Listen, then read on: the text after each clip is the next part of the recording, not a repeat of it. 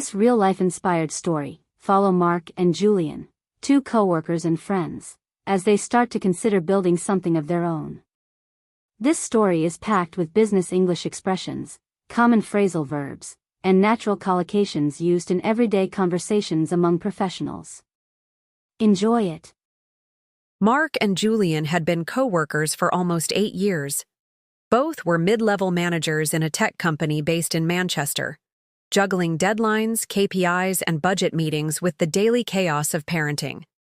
Mark had 2 kids in primary school.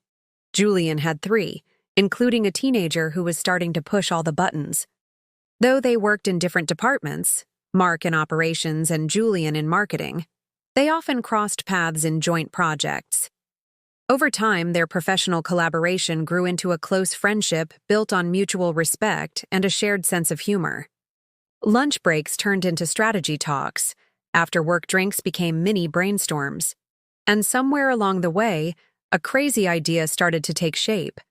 They were both passionate about sports, especially functional training and football, and lately they'd been kicking around the idea of opening a business together.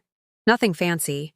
Maybe a sportswear line with a clean, minimalist look, or a niche gym that catered to busy professionals like themselves.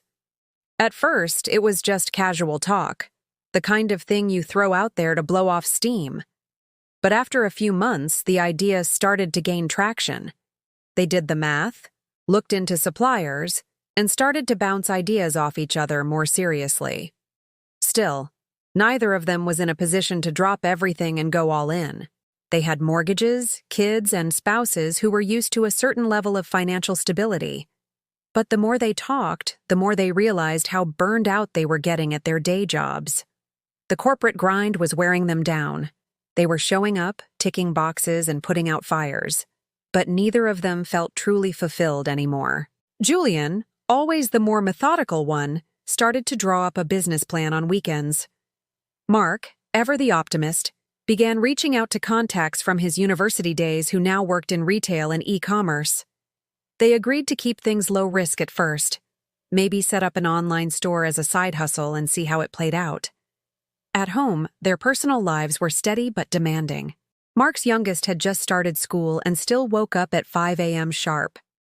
Julian's eldest was starting to push back on everything: curfews, screen time, chores, which made evenings unpredictable.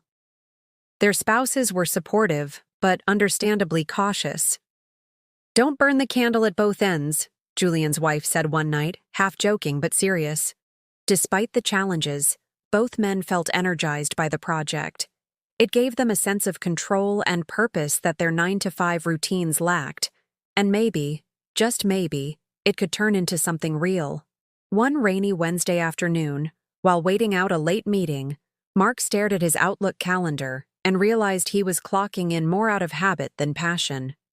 That night, he sent Julian a voice message. "Buddy, I think we should do this. No more tiptoeing. Let's get the ball rolling." Julian replied with a thumbs up and a short sentence, "Let's make it happen."